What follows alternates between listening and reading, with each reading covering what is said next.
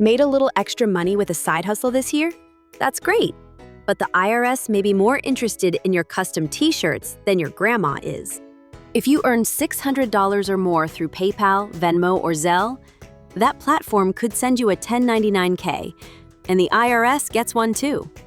Here's where things go sideways. If you don't report that income, or report it wrong, you could end up with an audit letter instead of a thank you note. At Accounting Complete, we help make sure your side gig is documented, your numbers are audit ready, and your books are clean, without the shoebox of receipts. Thinking about applying for a business loan? Clean, lender-ready financials are not optional.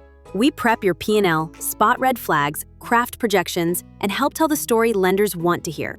So whether you're pressing T's or planning your first pop-up shop, we make sure your hustle doesn't become a headache.